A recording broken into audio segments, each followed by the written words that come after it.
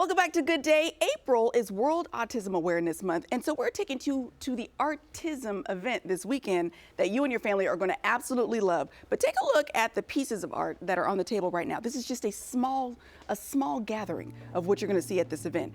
All of these pieces done by a young man named Mateo, who is exceptional when it comes to his art. And you know who says he's a good judge of character?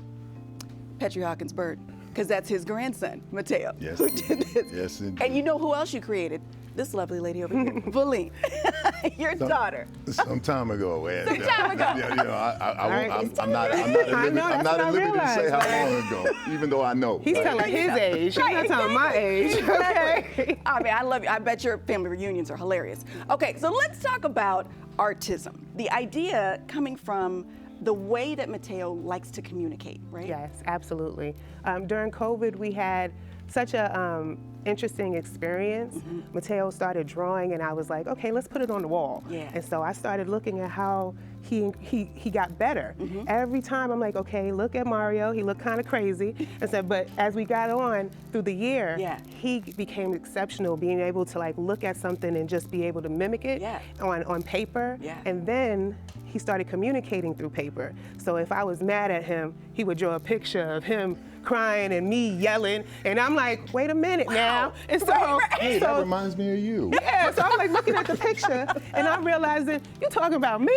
And so I started to pay attention to the fact that, you know, art was our vehicle for communication. And so I said, hey, let me do an art gallery of this art that's on this wall, you know, and encouraged by my dad and his godmother, I went to San Pinel and I put up his art, and other parents wanted to do the same. So the first year we had about 15 parents. We had McClatchy's autism class, and we had a show, right? And it was absolutely fabulous, and 100 people showed up that first year just for my little show, and I realized we have a need in our community. And it's a growing need, right? It is. You build community when you share ideas with other families, right? Absolutely. We're taking a look at some video now from last year's event where Big Al was there, our brother Al, right? Oh, boy. Bird, what do you think about this event and the way that it's growing?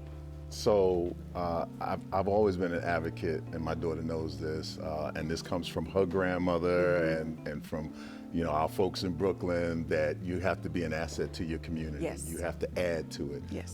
And when she first mentioned this Art-tism project, I was like, yeah, that's it. Just go for it, because the community needs it, you know. Absolutely. And there are a lot of people who don't have a voice in the autism community, and so my daughter has provided that voice, and I'm just a proud dad. Proud dad. You should be. You should be. It is called Art-tism. It is happening tomorrow. This year, it's going to be at Florin High School. Luther Burbank. I'm sorry, Luther Burbank High School. You got to be careful with that. I know. You know? Listen, hey, Sacramento, don't come for me. But it is on Florin Road. It starts at 11 o'clock tomorrow. So much information, so much amazing artwork, so many amazing people, and so much love in the community is going to be there. So please get all the details. It's on our website, gooddaysacramento.com, under show info and today's date. Art-tism at Luther Burbank High School. You know, y'all a good family. Thank you. I like the birds. Debs, back over to you. That's good stuff. Thanks, Courtney.